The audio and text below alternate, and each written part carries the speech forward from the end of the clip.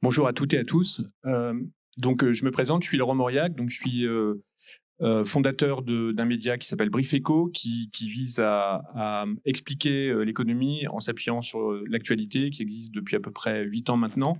Et donc, il y a une visée pédagogique et qui est notamment beaucoup utilisée dans les lycées. Et donc, je suis très content d'animer cette rencontre avec vous, Mathieu Parentier. Alors effectivement, on devait être trois. Pascal Saint-Amand, malheureusement, est malade, donc il n'a pas pu venir. Et donc, Mathieu Parenti, heureusement que vous êtes là déjà. Donc merci beaucoup.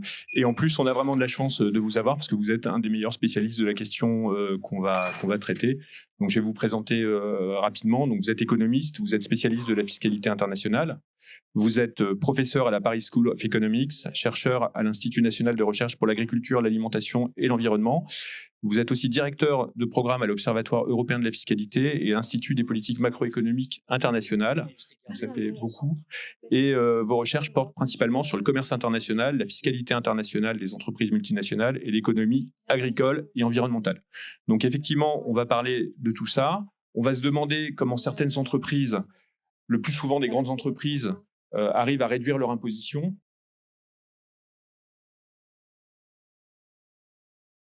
Alors, peut-être donc si on revient un petit peu en arrière, avec l'essor de la mondialisation, qu'est-ce que les entreprises ont mis en place comme mécanisme justement pour baisser leur imposition et pour que l'imposition finalement soit régressive au fur et à mesure de l'augmentation de leur revenu?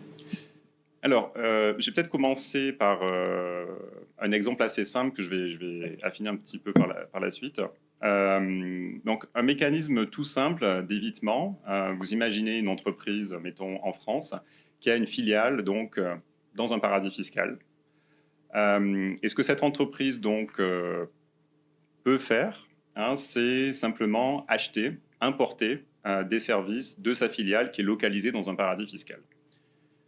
Pourquoi? Peut-être parce qu'elle a besoin de conseils, de rapports, peut-être parce qu'elle a besoin d'un prêt. Vous pouvez imaginer toutes sortes de services. Et donc, en important en fait ce service, ce qu'elle fait en fait, c'est qu'elle augmente ses dépenses et donc qu'elle réduit mécaniquement les bénéfices qu'elle va déclarer en France.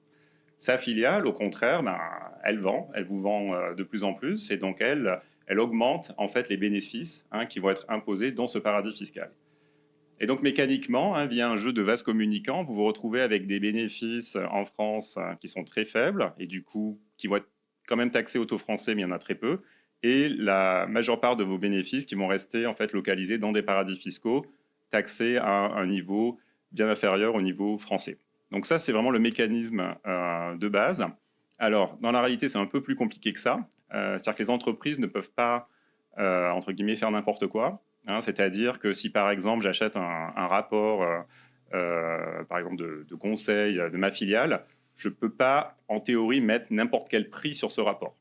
Par exemple, on pourrait imaginer que je commande un rapport d'une page et je vais dire, oh là là, ce rapport est vraiment exceptionnel, il a une valeur énorme, il coûte au moins 1 million d'euros et hop, par magie, voilà, mes bénéfices en France deviennent zéro. Donc en réalité, on ne peut pas faire ça. Et donc pour ça, il faut remonter en fait au début du XXe siècle, lorsque finalement les premières multinationales, si vous voulez, ont émergé. Il s'est tout de suite posé une question en fait de répartition des droits à taxer. Pour une raison assez simple, c'est que l'imposition en fait des entreprises, c'est un droit souverain, donc chaque pays veut pouvoir taxer ses entreprises. Bon, maintenant, si mon entreprise est chez vous, qu'est-ce qu'on fait? Est-ce que c'est moi qui vais taxer les bénéfices générés dans votre juridiction ou au contraire, est-ce que c'est la juridiction dans laquelle ces bénéfices ont été générés qui a le droit de les taxer? Donc, il y a des règles qui ont été mises en place. Il y a des accords qui ont été mis en place, des systèmes de taxation donc qui disait finalement, si l'entreprise est américaine, où qu'elle soit dans le monde, les États-Unis vont avoir le droit de la taxer, mais ils vont venir taxer la partie seulement qui n'a pas été taxée par la juridiction dans laquelle l'entreprise dégage des bénéfices, etc. etc. Une règle assez importante qui a été mise en place à avoir donc en fait avec les échanges intra-firmes. hein, c'est-à-dire, donc, comme dans mon exemple, si vous voulez, le fait de pouvoir déplacer sa base fiscale, ça passe nécessairement par le fait d'importer un bien, d'importer un service, mais il doit y avoir un échange. Une manière, donc, comme ça, de jouer, de transférer la base fiscale d'un pays à l'autre, ça peut se faire de manière simple en jouant sur les prix, hein, donc, comme dans mon exemple, l'exemple du rapport. Donc, ce qui a été convenu, hein, c'est que normalement, ce prix ne peut pas être fixé de manière complètement arbitraire. Il doit normalement correspondre au prix qu'aurait fixé cette entreprise si elle avait importé le même service d'une autre entreprise. Voilà. Alors, comme je dis toujours à mes étudiants, contrôler ça, en fait. Comme je dis toujours à mes étudiants, vous voyez, le problème dans cette définition, c'est qu'il y a beaucoup de conditionnels. C'est que cette autre entreprise, elle n'existe pas forcément. Et ce même service que vous auriez importé d'une autre entreprise, si ça se trouve, l'autre entreprise ne peut pas le fournir. Donc, c'est ce cadre, en fait, réglementaire qui normalement était censé encadrer justement on va dire, cette mécanique d'évitement fiscal qui a pu être contournée très facilement, soit à cause de la nature du service demandé, hein, souvent parce qu'on n'avait pas vraiment de prix, disons, de référence pour ce service importé. Donc le contournement, ça veut dire concrètement qu'il y ait des transactions entre des différents établissements de l'entreprise dans des pays différents à des prix qui ne sont pas des prix normaux, en fait, qui sont des prix arbitraires et qui, en fait, sont des prix à des fins d'optimisation fiscale. Exactement. C'est à des fins d'optimisation fiscale. Et le problème, donc, c'est ça, c'est qu'est-ce qu'un prix normal? Et donc, pendant un moment, on a dit que c'était un prix de marché. Bon, en gros, qu'est-ce que le marché, par exemple, si Google importe certains services d'une de ses filiales, un service sur lequel il est probablement monopole ou quasi-monopole, bon, il n'y a pas de marché, il ne va pas y avoir de prix de marché. Hein, donc, on rentre tout de suite quand même dans des considérations assez techniques. Et du coup, qu'est-ce qu'ont fait les administrations fiscales? Du coup, elles ont commencé à chercher, à trouver une manière de calculer ce que serait ce prix de marché. Et donc, du coup, pour ça, elles ont commencé, donc il y a plusieurs méthodes. Elles se sont dit, on va chercher, par exemple, à déterminer ce que sont vraiment les coûts de production de ce service. Et après, on va rajouter une marge, etc. Mais en gros, elles sont retrouvées très, très mal équipées pour venir finalement encadrer ces mécanismes d'évitement fiscal. Et quand vous dites les administrations fiscales, c'est chacune de leur côté ou c'est en coordination? Alors, non, essentiellement, là, c'était chacune de leur côté. C'est-à-dire que... Donc, quelque chose peut-être qu'il faut bien avoir en tête, c'est que, contrairement au commerce, en fait, il n'y a pas d'organisation mondiale de la taxation. D'accord? C'est-à-dire que... jusqu'aux récents efforts de l'OCDE, en fait, l'approche, disons, qu'on avait en termes de taxation internationale n'était pas multilatérale. Hein, et donc, je vais revenir là-dessus peut-être un peu plus tard. Mais si vous regardez, par exemple, le paysage des traités de taxation bilatéraux, c'est quelque chose d'absolument impressionnant. Hein, vous avez des pays qui ont 40 traités signés avec 40 partenaires différents, avec des clauses qui sont différentes, etc. Et donc l'OCDE a cherché justement un petit peu à harmoniser tout cela, ou du moins avoir des clauses qui puissent être mises dans tous ces traités pour essayer un peu d'harmoniser ces règles-là. Alors peut-être avant de rentrer dans ce travail en fait, de l'OCDE et puis des avancées qui ont eu lieu, vous avez employé plusieurs fois le mot évitement. Donc oui. Est-ce qu'on peut faire peut-être un petit point justement là-dessus? On parle beaucoup d'évitement, on parle aussi d'optimisation fiscale et on parle aussi d'évasion fiscale. Est-ce que c'est la même chose ou est-ce qu'il y a des différences? Alors, il y a une différence très importante entre l'optimisation et l'évitement d'un côté et l'évasion, c'est la légalité. Et le problème, c'est que, en fait, à partir du moment où la légalité repose sur le fait de pouvoir mesurer l'écart du prix d'une transaction intra-firme par rapport à un prix qui n'existe pas, eh bien, en fait, on dit souvent que les entreprises sont à la limite de la légalité. Et en fait, elles sont en fait de facto dans la légalité. Hein, donc, c'est pas vraiment si vous voulez, c'est pas vraiment de l'évasion. Hein, il n'y a pas vraiment c'est pas vraiment en soi un acte frauduleux. C'est en fait de l'optimisation qui est très très bien pensée. Voilà. Donc nous, dans notre travail, généralement, en tout cas pour les entreprises, on parle essentiellement d'évitement fiscal ou d'optimisation fiscale et non pas d'évasion fiscale. Donc finalement, en fait, pour lutter contre ce phénomène, il y a deux possibilités. C'est effectivement cibler l'évasion fiscale, et à ce moment-là, c'est une question de justice, enfin de droit, ou alors c'est essayer de ramener, d'abaisser en fait les bornes de l'évitement, et donc là, c'est plus un travail réglementaire. Alors, si vous voulez, c'est comment dire là, c'est presque une question morale. Mais si vous voulez, quelque part, en fait, c'est que le cadre légal est inapproprié pour venir en fait encadrer justement ces pratiques-là. Donc, c'est-à-dire, moi, ça ne me choque pas, par exemple, quand je lis dans la presse, justement, qu'on parle d'évasion fiscale avec le jugement moral qui est attaché à cette évasion-là, même si moi, je ne l'emploierais pas parce qu'au niveau légal, ce n'est pas vraiment illégal. Mais je comprends effectivement qu'on utilise ce terme. Voilà. Donc vous avez parlé de l'OCDE et de ce que l'OCDE avait tenté de mettre en œuvre. Peut-être vous pouvez nous en dire un petit peu plus là-dessus. Oui. Alors, peut-être définir l'OCDE déjà. Oui, alors déjà, peut-être avant l'OCDE, je vais revenir peut-être un petit peu sur on va dire, les tendances assez importantes des 3-4 dernières décennies de la mondialisation. Parce que lorsqu'on parle de mondialisation aussi, on entend plusieurs choses. Donc la mondialisation, c'est la mobilité internationale des flux de marchandises, c'est la mobilité internationale des flux de capitaux, c'est aussi la mobilité des personnes. Et donc, lorsqu'on dit, par exemple, que il y a vraiment eu une accélération de la mondialisation, il faut préciser de quoi on parle. Donc, on dit généralement qu'il y a eu 2 vagues de mondialisation lorsqu'on parle de l'échange des biens, des marchandises. Donc, il y a eu en fait une première vague qui a été stoppée avec la crise des années 30 et la sortie de la Deuxième Guerre. Là, il y a eu donc une nouvelle vague de mondialisation dans le sens d'un accroissement donc, des échanges de biens.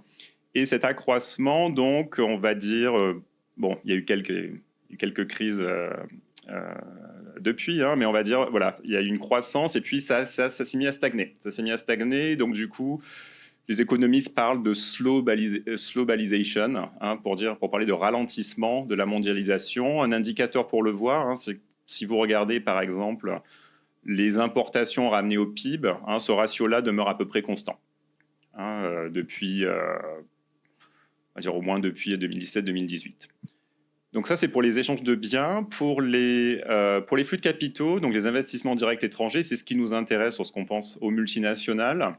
Donc là, le timing est un petit peu différent. Donc à la sortie de la Deuxième Guerre, il y a vraiment une poussée donc, des investissements directs étrangers, mais qui va être vraiment tirée d'abord par les entreprises multinationales américaines. Et puis après, vous allez avoir un rattrapage des autres pays dans les années 80, où là, avec un pic donc début 2000.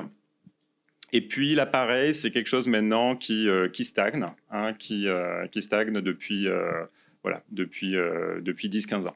Donc voilà, il y a accroissement des biens et donc accroissement aussi des flux de capitaux avec cette stabilisation. Alors ce qui est intéressant, c'est justement de zoomer un petit peu sur on va dire les caractéristiques de l'accroissement de ces exportations, importations de biens et de ces flux de capitaux depuis les années 2000. Et donc, ce qui s'est vraiment passé, vous le savez tous avec le téléphone que vous avez dans votre poche, c'est qu'en fait, il y a eu une fragmentation incroyable des processus de production. Vous avez parfois 20, 30, 40 pays qui sont impliqués dans la production d'un téléphone portable. Et donc, cette fragmentation, en fait, de la production, elle se voit aussi via un accroissement donc mécanique des échanges commerciaux entre pays. Et du coup, c'est là où ça devient un petit peu compliqué, c'est qu'elle se voit aussi via des échanges intra-firmes. Et donc, vous allez avoir en fait énormément d'échanges intra-firmes pour de bonnes raisons. C'est-à-dire qui répondent à une logique économique de firmes cherchant de meilleures technologies ou des coûts de production plus faibles.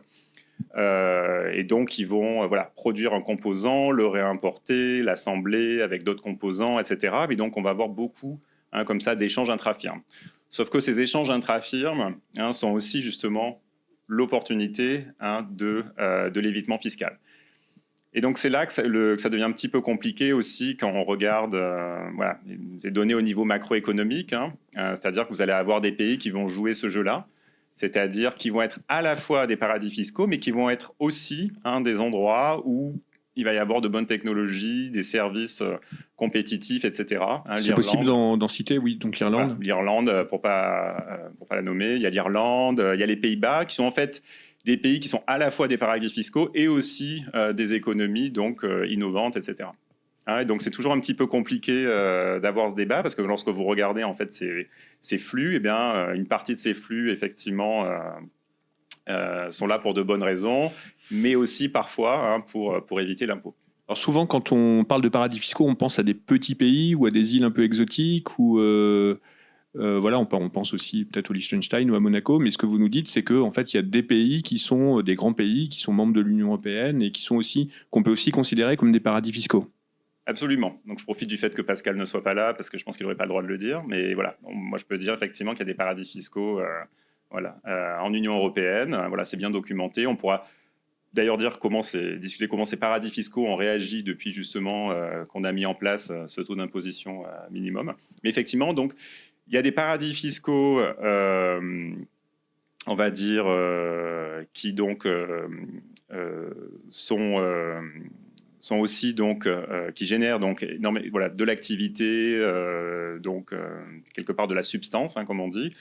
Et vous avez aussi parfois donc on pense à ces îles, certaines îles où on va avoir en fait d'énormes recettes fiscales sans vraiment d'activité. Donc c'est pour ça que moi je trouve toujours bien de distinguer en fait ce qu'on appelle concurrence fiscale entre les pays. Donc c'est bien de distinguer deux types de concurrence fiscale. Il y a une concurrence fiscale qui correspond au fait que les pays vont utiliser leur taux d'imposition pour venir en fait attirer des entreprises, pour venir attirer de l'activité. Alors ça peut se défendre, dans le sens où vous allez avoir des pays, par exemple, qui n'ont pas trop de chance, on va dire, géographiquement, ou d'autres pays qui sont dans une zone entourée aussi par beaucoup de pays pauvres, qui n'ont pas un marché donc avec une demande intérieure assez importante. Et donc, ils vont chercher à compenser ce manque d'attractivité structurelle avec un taux d'imposition plus faible. Voilà, donc ça c'est pour défendre. Donc c'est le cas de l'Irlande et des Pays-Bas, par exemple, ils ont un taux d'imposition pour les bénéfices des sociétés. Alors, qui... Pas vraiment. Donc l'Irlande, effectivement, au départ, je pense un petit peu rangé derrière cet argument-là. On est à la périphérie, on a besoin d'un taux d'imposition plus faible.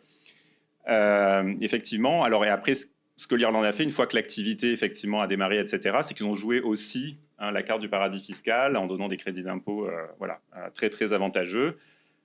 Le taux effectif, par exemple, de compagnies comme Apple, ou les grandes compagnies pharmaceutiques américaines, il a été estimé entre 4 et 7%. Voilà. Donc mais pour prendre le cas d'Apple, il y a eu un retournement de situation après. Oui, alors il y a eu plusieurs retournements de situation. Ce que plusieurs pays ont cherché à faire, et quelque part c'est aussi ce que la réforme de l'OCDE a cherché à faire, c'est de dire, très bien pour ces taux d'imposition, mais on veut de la substance. Et c'est comme ça que vous êtes retrouvés avec une production, alors je crois que c'était des MacBooks à Cork en Irlande. Vous avez vraiment des MacBooks qui ont été donc produits en Irlande, etc. Mais donc, il y a eu donc des engagements, effectivement, à avoir de la production réelle qui reflète pas vraiment tous les profits dégagés en Irlande, mais en tout cas qui s'en rapproche un petit peu. Et donc après, il y a ces autres juridictions où là, il n'y a pas vraiment de substance. Et ça me ramène donc un petit peu aux tendances là, donc, que je décrivais sur les flux de capitaux et d'investissements directs étrangers. C'est que ce qu'on a observé donc aussi énormément, c'est qu'il y a de nouveaux petits pays qui sont devenus de très grands investisseurs. Donc moi, j'ai par exemple pas mal travaillé sur l'investissement en Inde. Et le premier investisseur en Inde, c'est pas Singapour, ce sont pas les Pays-Bas, ce sont pas les États-Unis, c'est pas le Royaume-Uni, c'est l'île Maurice. Voilà. Alors pourquoi c'est l'île Maurice? Eh bien, ça renvoie justement à ce que j'expliquais un petit peu tout à l'heure avec le fait qu'il y a tous ces traités bilatéraux en fait sans harmonisation globale. C'est qu'en fait, il y avait un traité qui exonérait les plus-values pour les entreprises domiciliées à l'île Maurice. Et donc, plusieurs compagnies ayant compris ce système, du jour au lendemain, sont allées se domicilier à l'île Maurice pour investir en Inde. Et vous avez même des entreprises indiennes qui ont investi en Inde par l'île Maurice. Hein, voilà. Donc, pour la petite histoire, donc, on appelle ce genre de pratique alors treaty shopping. Vous faites votre shopping de traité. Et dans le cas de l'Inde qui investit en Inde via l'île Maurice, on appelle ça du round tripping. Hein, voilà, vous passez par l'île Maurice pour investir chez vous. Voilà. Alors, dans le cadre de la concertation internationale au sein de l'OCDE, donc qui regroupe une trentaine, je crois, de pays parmi les plus industrialisés, il y a eu des avancées sur l'idée d'instaurer un impôt minimum mondial. Alors peut-être qu'il faut peut-être commencer par rappeler que en fait, tout ce dont on parle, la fiscalité des entreprises, c'est essentiellement une fiscalité sur les bénéfices et pas sur le chiffre d'affaires. Et donc, voilà, est-ce que vous pouvez nous en dire plus sur cet impôt et là où ça en est en fait finalement? Donc, en 2013, donc l'OCDE a lancé donc le projet BEPS. Alors BEPS, c'est pour érosion de la base d'imposition et transfert des bénéfices. Donc, mais c'est tout ce que vous nous avez expliqué en fait. Voilà. Hein, c'est-à-dire c'est tous les mécanismes qui permettent donc érosion de la base d'imposition. C'est on est imposé sur des bénéfices qui sont moindres parce que on a transféré ces bénéfices dans d'autres territoires. Et donc l'OCDE a commencé à engager donc voilà des discussions, des négociations. Alors ça a un petit peu traîné. Il y avait en fait je crois que la première idée d'un impôt minimum, en fait, c'est une initiative franco-allemande qui date d'ailleurs de cette époque, de 2013. Puis finalement, ça n'a pas beaucoup avancé. Il y a eu de l'opposition, notamment venant des États-Unis. Et puis, en fait, ce qui a tout changé, c'est l'administration Biden. Et notamment Janet Yellen, qui donc en 2021 ont dit on soutient absolument cette réforme-là. Et d'ailleurs, on veut un taux d'imposition beaucoup plus ambitieux, même que 15%, on veut 21%. Voilà. Donc là, tout a changé. Et expliquer le mécanisme de cet impôt, en fait. Absolument. Et donc, je crois justement que pour réfléchir à ce que cherche à faire cette réforme de l'OCDE, il faut vraiment garder en tête cette distinction entre concurrence fiscale et moi ce que j'appellerais du dumping fiscal.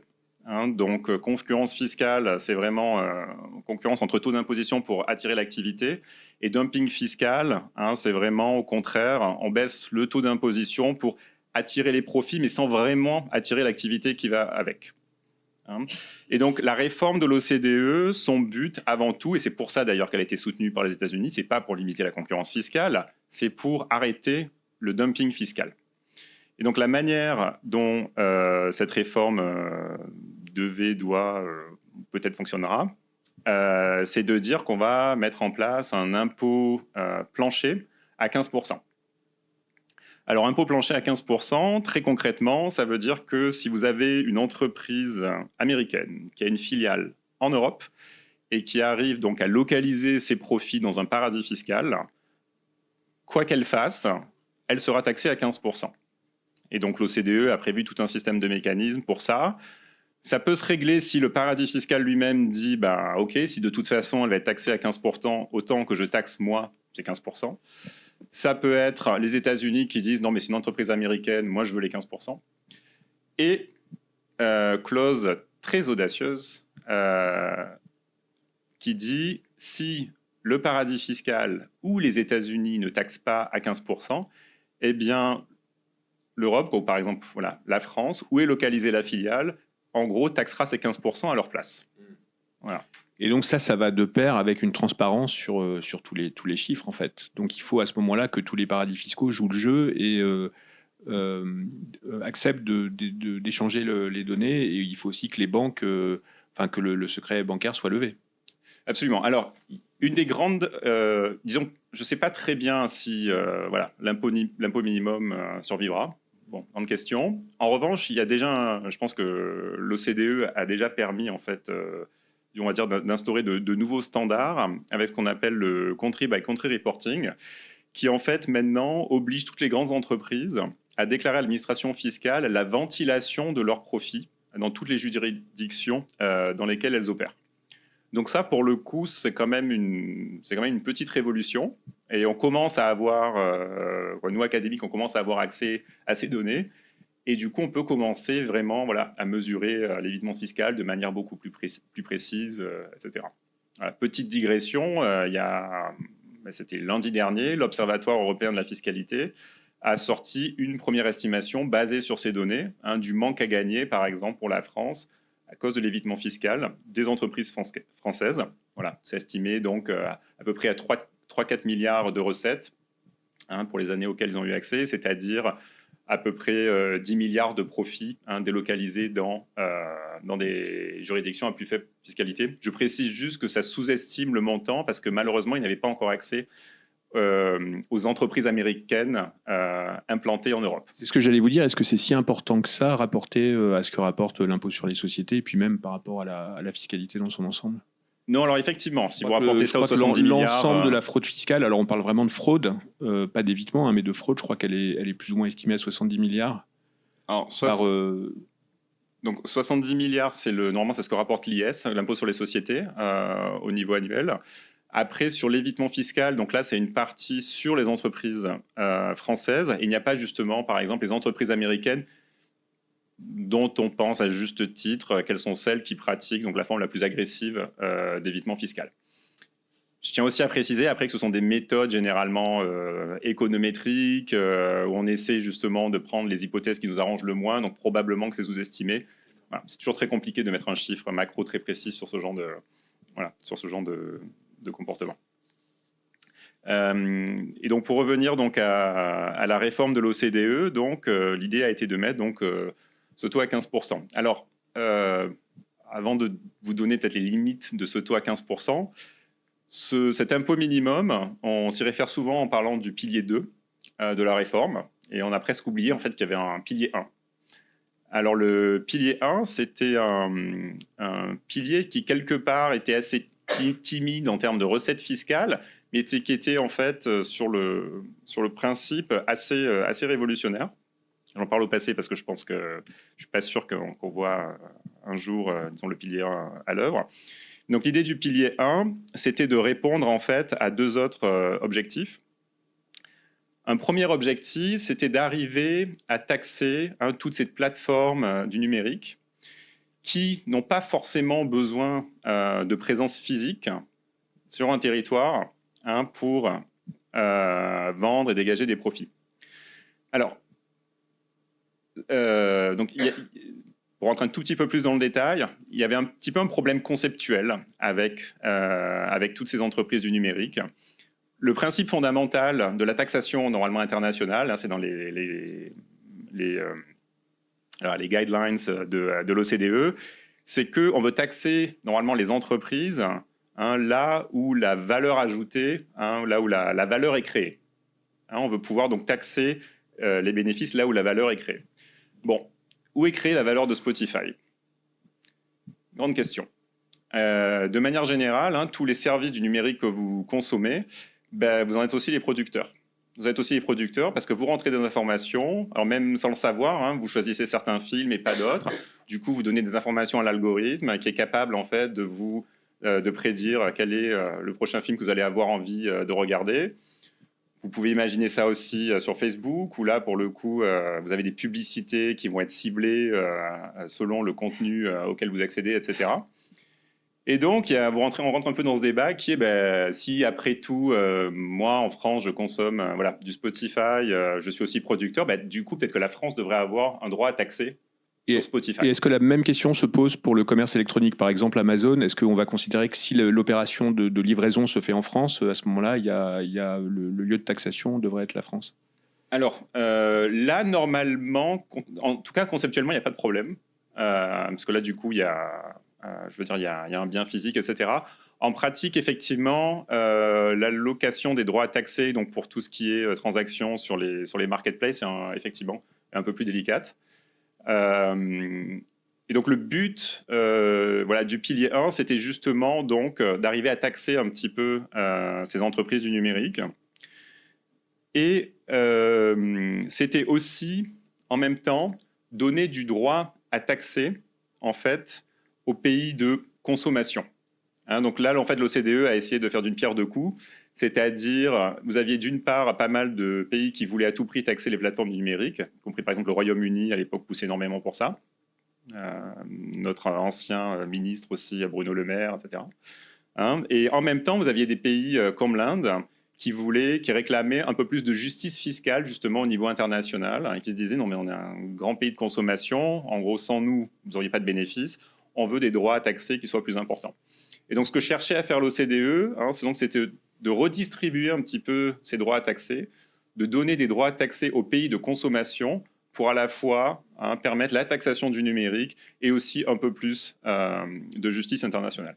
Alors pourquoi je dis est-ce que c'est une petite révolution? Parce que bien entendu, ça suppose de fait une espèce de coopération internationale entre toutes les administrations fiscales du monde qui vont dire, ben voilà, par exemple, telle multinationale normalement aurait dû s'acquitter de tel impôt aux États-Unis, mais en fait, il y a une partie de cet impôt qu'on va redistribuer en Inde parce que maintenant on a redistribué des droits taxés en Inde, etc. Donc c'est quelque chose qui est beaucoup plus compliqué et qui de facto requiert que tout le monde se mette d'accord. Donc ça, c'était le. Où est-ce qu'on en est de l'application de ce pilier 1? Alors, donc, une question qu'on pouvait se demander à l'époque, c'était pourquoi est-ce que les États-Unis soutiendraient un truc pareil, dans le sens où, si on regarde qui sont les grandes entreprises qui allaient payer via le pilier 1, c'était essentiellement une grande partie, c'est des entreprises américaines. Donc là-dessus, ils n'avaient pas tort sur le diagnostic. Alors pourquoi est-ce que Biden était aussi enthousiaste? C'est parce qu'en fait, il y avait les pays signataires de l'accord de l'OCDE devaient s'engager à retirer toutes leurs taxes sur les services numériques. Vous avez peut-être entendu parler, ou vous vous souvenez, de la fameuse taxe GAFA en France, qui existe toujours, qui rapporte à peu près 1 milliard par an. Et donc les États-Unis, en clair, ont dit « Ok, on soutient le pilier 1, mais alors on veut un retrait de toutes les taxes sur les services numériques. » Alors où est-ce qu'on en est? Vous avez des pays comme l'Inde, par exemple, qui ont retiré leurs taxes sur les services numériques dans le but futur, justement, de soutenir peut-être de ratifier un pilier 1. En France, elle est toujours là. Elle est probablement en partie pour rester. Hein.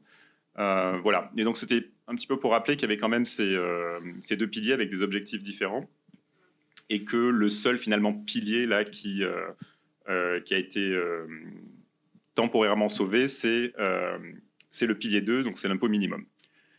Donc cet impôt minimum... Sauvé, mais quand même avec des restrictions par rapport à ce qui était prévu, parce que l'administration Trump n'a pas du tout la même conception que la précédente. Donc, exactement. Donc, alors, au niveau international, elle est un peu prise en étau, cette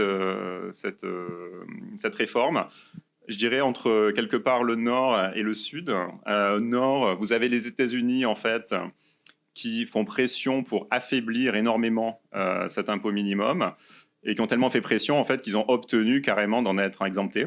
C'est-à-dire que là, les entreprises américaines, pour qu'on ait l'exemple de tout à l'heure, donc qui a une entreprise par exemple en Europe et qui paierait moins de 15%, elle paiera toujours moins de 15%. Elle est complètement sortie donc de cet impôt minimum. Ce que les États-Unis ont obtenu, en fait, c'est la coexistence de l'impôt minimum avec leur propre impôt minimum, qui n'est pas de 15, mais qui est de 10,5%. Et pour d'autres raisons un petit peu techniques, il est en fait beaucoup plus généreux. Il ne faut pas juste s'arrêter au taux, il est en fait beaucoup plus généreux que même qu'un impôt de 10,5% selon le pilier 2. Donc ils ont obtenu cette coexistence-là. Donc ça, c'est ce qui se passe au nord. Et après... ce qu'il faut peut-être rappeler, c'est qu'en fait, lors des négociations à l'OCDE, tout n'a pas été aussi facile et lisse que ce que j'ai dit. Il y a eu pas mal d'opposition, normalement, voilà, des pays du Sud, entre guillemets, pour dire que cette réforme était injuste. Alors pourquoi est-ce qu'elle est injuste? Malheureusement, elle est un peu injuste, je dirais, structurellement.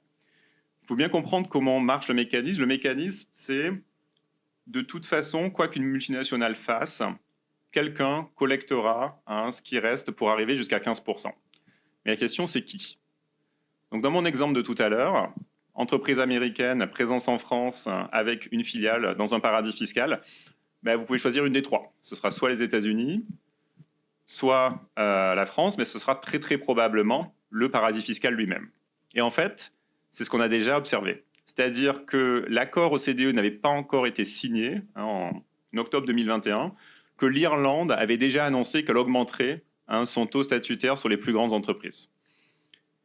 Et quelque part, quand ça s'est passé, on s'est dit, mission accomplie. Parce que le but, c'est de mettre un taux plancher. Le problème, c'est que les recettes fiscales, du coup, ne vont pas forcément là où il y en aurait besoin. Elles vont avant tout donc aux paradis fiscaux. Et si elles ne vont pas aux paradis fiscaux, de toute façon, elles vont se retrouver en Europe ou aux États-Unis, etc., dans les pays de résidence.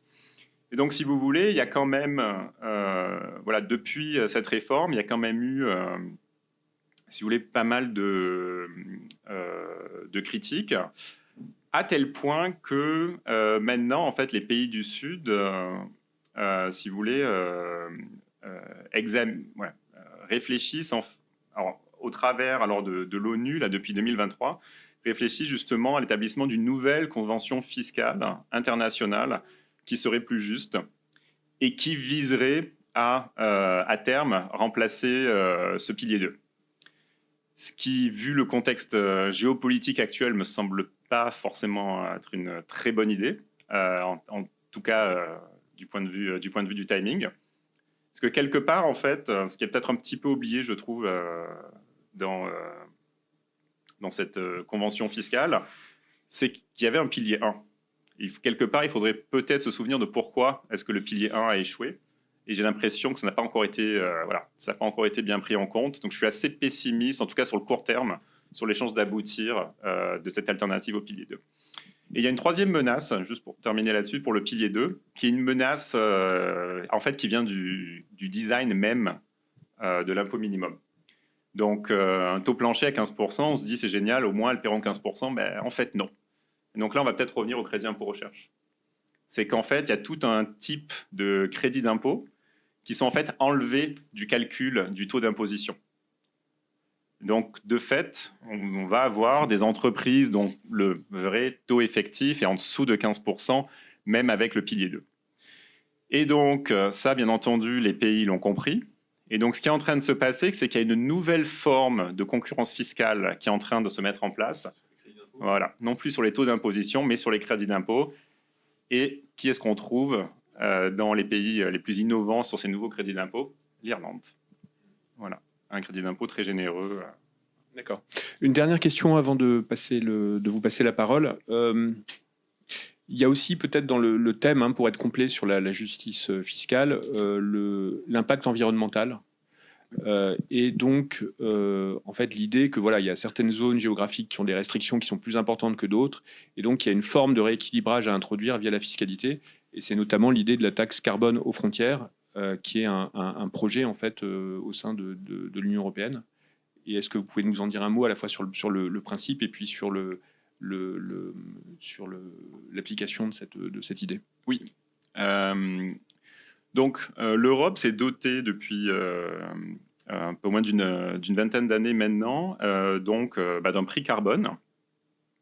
Et c'est-à-dire que toute utilisation, disons, pour un certain échantillon d'entreprises, donc d'énergie fossile, etc., est devenu plus coûteux. Et ce que cette mesure a impliqué, en fait, c'est ce qu'on appelle des effets de fuite. C'est-à-dire que ça a accentué en fait la délocalisation de la production européenne hors des frontières de l'Europe, et ça a donné un avantage compétitif en clair au reste du monde. Et donc, pour remédier à ça, l'Europe donc va se doter donc au 1er janvier 2026 d'une ce qu'on appelle taxe carbone aux frontières. C'est-à-dire que à partir donc, du 1er janvier 2026, si vous importez par exemple alors, si vous importez un bien qui est, alors il faut que ce soit dans le secteur de l'acier, aluminium, ou par exemple que ce soit des engrais, il y a toute une liste de produits concernés, ce bien va être taxé à la frontière en fonction de son contenu carbone. L'idée est toute simple, c'est qu'on veut en clair que les producteurs européens ou les utilisateurs européens de ces biens et étrangers soient mis sur un pied d'égalité en termes de coût d'utilisation de ces énergies fossiles. Et donc, à partir du 1er janvier, par exemple, tous les agriculteurs qui importent des engrais, par exemple de Russie, vont donc devoir payer ces engrais plus cher avec donc un coût additionnel qui correspond en fait, si vous voulez, au coût carbone de ces engrais. Donc le principe est assez intéressant et vous voyez tout de suite le parallèle en fait avec ce qu'a essayé de faire l'OCDE. Ça revient finalement à mettre un prix carbone plancher. On dit ça, c'est notre prix carbone et on veut, disons, quel que soit le lieu de production du bien, si on l'utilise en Europe, il faut que le prix carbone soit le même pour tout le monde. Alors, si on regarde de très très loin, ça pourrait ressembler à en fait, un tarif, un droit de douane. Mais c'est beaucoup mieux qu'un droit de douane. C'est beaucoup mieux qu'un droit de douane parce que, un petit peu comme la logique que j'expliquais avant pour les paradis fiscaux à augmenter leur taux d'imposition, eh bien une manière donc de ne pas être soumis à cette taxe carbone aux frontières, c'est tout simplement entre guillemets, d'adopter un mécanisme de prix carbone ou une taxe carbone chez soi, c'est-à-dire d'augmenter le prix du carbone chez soi avant de l'exporter en Europe. Vous voyez, donc c'est la même idée que celle de l'imposition plancher pour les paradis fiscaux. C'est une manière pour l'Europe déjà d'éviter ces effets de fuite. Il y a encore des trous dans la raquette, mais bon, je ne vais pas me lancer là-dedans. Mais on va dire qu'en tout cas, l'idée d'éviter les effets de fuite, c'est également aussi une manière pour l'Europe, quelque part, d'exporter ses standards. Parce que finalement, l'Europe dit, nous, on a décidé que le prix carbone, c'est tant, mettons, c'est 80 € la tonne. Et en clair, si vous ne voulez pas qu'on vous taxe à la frontière, il va falloir que ce soit aussi 80 € la tonne pour vous. Est-ce que ça marche? Eh bien, pour l'instant, vu le contexte géopolitique, de manière assez surprenante, c'est encore là. C'est encore là, et là, dans les négociations qu'il y a en ce moment, par exemple, entre l'Europe et l'Inde pour un accord commercial, eh bien, dans les discussions, il y a cette idée que oui, l'Inde pourrait être en partie exemptée de cette taxe parce qu'elle réfléchirait à adopter elle-même une tarification carbone. Voilà, donc c'est pour terminer sur un tout petit peu d'optimisme. Donc, on va vous passer la parole. Il y a un micro qui va circuler.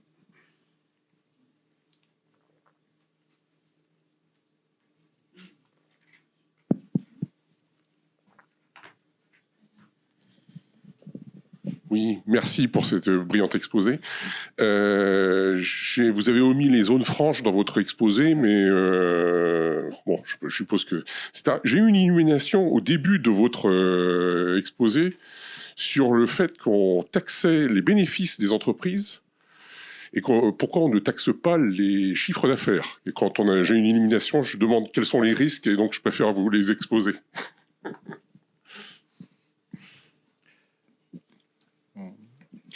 Alors, il y a clairement un arbitrage. On va dire, d'un point de vue purement économique, l'impôt sur les sociétés, en fait, c'est un impôt normalement qui vise à taxer de la rente. Et donc, quelque part, de ce point de vue, c'est un bon impôt. Si vous taxez, voilà, comme le font par exemple les taxes sur le service numérique, concrètement, ce que ça veut dire, c'est que l'entreprise va répercuter davantage cette hausse sous forme de prix plus élevés, etc., qui vont pénaliser les consommateurs. C'est d'ailleurs ce qui s'est passé, et ce qui se passe toujours, pour la taxe GAFA en France. On dit qu'on récupère 1 milliard. Pas grand monde s'est aventuré à chiffrer combien les consommateurs paient. Parce qu'en fait, les consommateurs paient parce qu'ils paient cette taxe GAFA sous forme de prix plus élevés. Voilà. Alors, quand on taxe justement, non pas le chiffre d'affaires, mais les bénéfices, comme les entreprises peuvent déduire justement tous ces coûts-là, on s'attend, et c'est ce qu'on trouve généralement dans les données, on trouve un impact sur les prix et donc sur le consommateur qui est beaucoup plus faible. Donc de ce point de vue-là, c'est un impôt qui a de meilleures propriétés, meilleures caractéristiques, voilà, qu'un impôt sur le chiffre d'affaires. Après, pourquoi est-ce que je dis qu'il y a un arbitrage? Parce qu'effectivement, taxer le chiffre d'affaires, c'est plus simple. Ouais. Pourquoi pour les particuliers, on ne fait pas un impôt sur l'épargne et pas sur le revenu? Oula, grande question. Je ne vais pas me lancer des bonnes questions.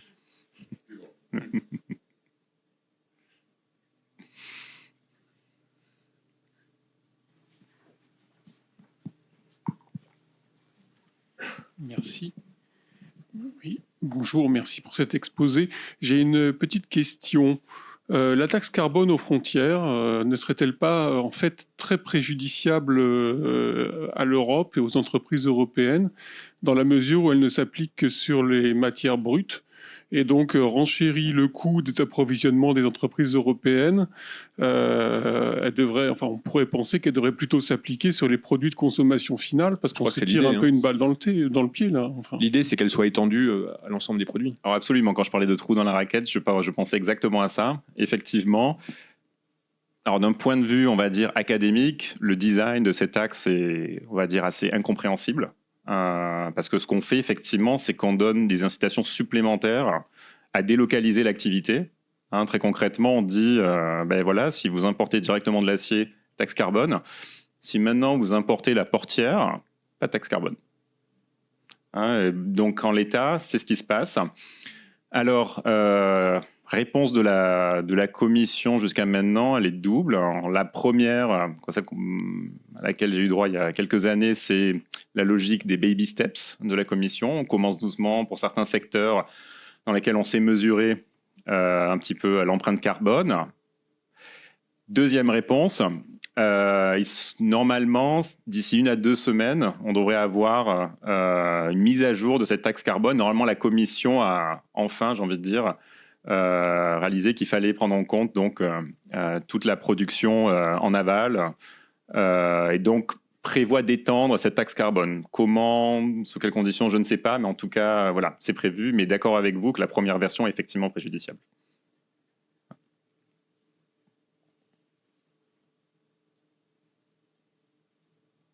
J'ai éventuellement une autre question, en attendant qu'il y ait peut-être une autre personne qui ait une idée de question. C'est sur l'intelligence artificielle. Est-ce que l'intelligence artificielle peut être utilisée pour détecter l'évitement ou l'évasion fiscale, et est-ce que ça peut introduire un changement en fait à la fois dans les pratiques et puis dans peut-être le fait de la freiner? Alors, en ce qui concerne l'évitement fiscal des entreprises, pour être tout à fait clair, j'en vois pas encore trop l'intérêt. Dans le sens où, comment dire, c'est pas, si vous voulez, c'est pas comme si en fait cet évitement fiscal était caché ou était très très complexe et il fallait quelque part voilà, presque comme décoder en fait des stratégies de l'entreprise, etc. Le problème premier, c'est d'arriver à observer les flux, d'arriver à observer les transactions, etc. Une fois qu'on les observe, on peut en fait quantifier cet évitement fiscal. Nous, on l'a fait il y a une année en fait, il se trouve, pour laquelle on observait les échanges justement intra-groupe des firmes. On a pu carrément mesurer en fait firme par firme la quantité de profit qui était délocalisée dans les paradis fiscaux. Donc de ce point de vue, ce qui me semble beaucoup plus efficace, c'est d'encourager le type d'initiatives telles que donc cette ventilation là, des profits, ce dont je parlais avant, là, les country by country report, cette ventilation donc, des profits des multinationales. Voilà, ça c'est quelque chose qui peut vraiment faire une différence. Alors, si vous voulez, en fait, je crois si cet évitement fiscal était vraiment de l'évasion, etc., peut-être qu'il y aurait peut-être davantage d'intérêt pour l'IA. Mais en l'état, en tout cas, en ce qui concerne les firmes, peut-être que je serai contredit dans quelques années, mais je ne le vois pas trop pour l'instant. Voilà. D'accord. Et puis peut-être aussi pour rebondir sur ce que vous avez dit, c'est vrai qu'on n'a pas parlé des zones franches. On peut peut-être en dire un mot. Donc les zones franches, est-ce qu'on peut dire que c'est un peu comme des sortes de mini paradis fiscaux internes au pays et quel poids ont-elles? Alors, donc là-dessus, si vous voulez, on s'est beaucoup posé la question, notamment lorsqu'on assistait aux réunions de l'OCDE avant la signature de l'impôt minimum. Donc je dis nous, en tant qu'académique, on se demandait ce qu'allait advenir de ces zones-là.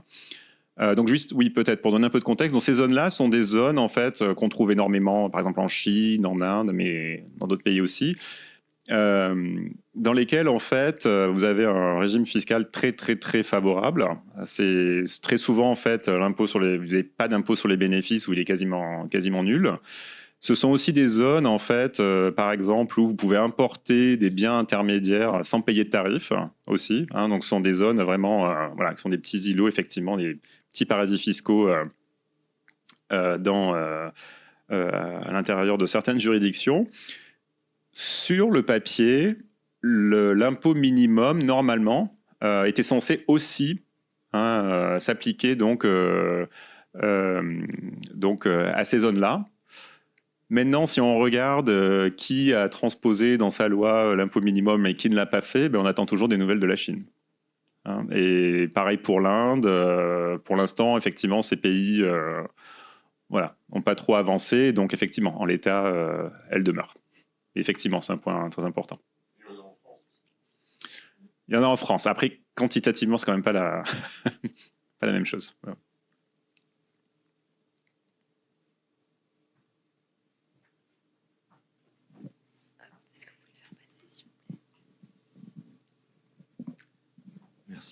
Merci. Votre dernière phrase m'a fait justement penser à une question. Est-ce que les pays autoritaires qui ont des entreprises qui sont quand même malgré tout qui font partie qui sont inscrits dans la mondialisation, la Chine, parviennent davantage que les pays plus démocratiques à imposer, ou à faire respecter une justice fiscale entre guillemets à leurs entreprises? Il y a plus le bâton est plus. Les entreprises chinoises craignent peut-être plus le bâton de l'État chinois que des grosses entreprises ailleurs. C'est une bonne question. J'ai pas de réponse générale à vous faire. Disons que effectivement, si le raisonnement tiendrait s'il y avait un bâton. Pour l'instant, il n'y a pas encore vraiment de bâton chinois. Donc. Mais oui, peut-être qu'effectivement, s'il y avait une certaine volonté d'appliquer un taux plancher, peut-être qu'effectivement, il serait davantage mis en place de manière un peu plus autoritaire. Oui, c'est probable. Une autre question. Au début, vous avez parlé d'impôt juste, d'impôt éthique, et vous avez donné l'exemple de l'impôt sur le revenu pour les particuliers. Que serait-il, avez-vous étudié l'impact d'un impôt variable, un taux variable, pour le monde de l'entreprise, variable soit sur le montant du résultat ou variable sur le taux de résultat, pour imposer par exemple l'industrie du luxe un peu plus que d'autres industries moins rentables? Oui, non, c'est vrai effectivement. Donc la particularité, donc par exemple du profil, disons, du taux d'imposition sur les sociétés. Donc, comme je disais, c'est qu'il est assez plat. En tout cas, le taux statutaire est plat. Le taux effectif n'est pas, le taux statutaire est plat. Mais on pourrait très bien imaginer effectivement des profils beaucoup plus progressifs. Alors, effectivement, personnellement, ça aurait ma préférence. De fait, c'est un petit peu ce qu'on a cherché à faire en mettant des crédits d'impôt. En disant, voilà. Pour un succès, alors, pour être poli, je dirais limité. Mais effectivement, en fait, cette progressivité-là qu'on pourrait mettre sur le statutaire, on la retrouve de fait sur l'effectif, si on oublie donc le top de la distribution et ces entreprises qui font de l'évitement fiscal. Mais oui, on peut tout à fait imaginer un taux d'imposition progressif. Il n'y a absolument rien qui nous interdirait d'y réfléchir, oui. D'ailleurs, titre personnel, je suis toujours un petit peu étonné que ce ne soit pas davantage repris ou discuté dans le débat public. Je ne sais pas très bien d'ailleurs à quoi ça tient, pour être honnête. Vous pourriez imaginer un taux progressif qui soit en fait assez avantageux pour les petites et moyennes entreprises, hein, avec un taux à 10-15%. Il faut imaginer un taux qui augmente jusqu'à 40-50% pour les très très grands bénéfices. Donc, si vous voulez, si vous arrivez à mettre de votre côté une grande partie du tissu industriel français avec des petites, moyennes entreprises, je ne sais pas très bien si les lobbies résisteraient. Mais je n'ai pas entendu ou vu de propositions. Voilà. Ou peut-être que je sous-estime le poids de ceux qui sont tout en haut. Possible aussi.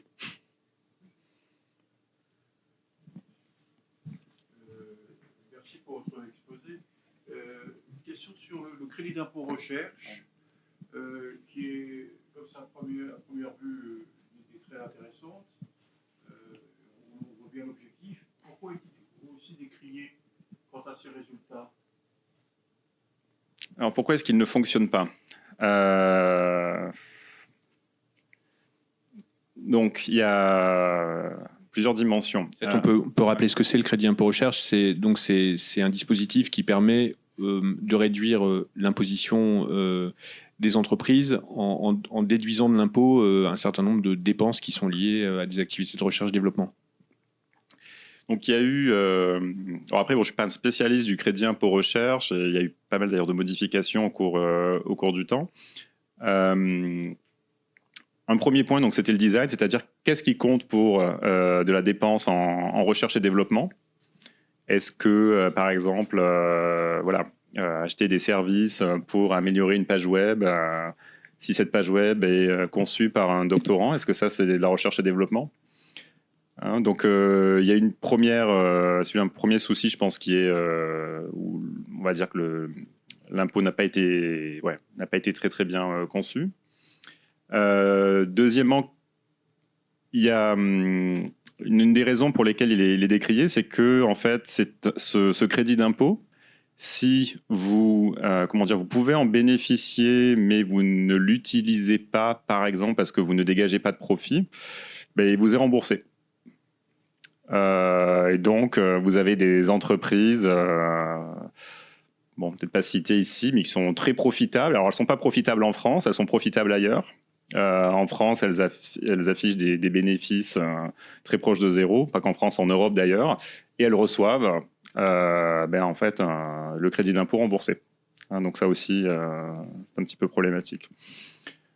Troisième point, qui est peut-être un peu plus discutable, c'est que ces dépenses en recherche et de développement ne sont pas tenus d'être en France. C'est-à-dire que vous pouvez, par exemple, avoir des dépenses en recherche-développement d'une entreprise, par exemple, allemande. Vous pouvez faire de la sous-traitance en Allemagne et toujours obtenir le crédit d'impôt recherche pour ça.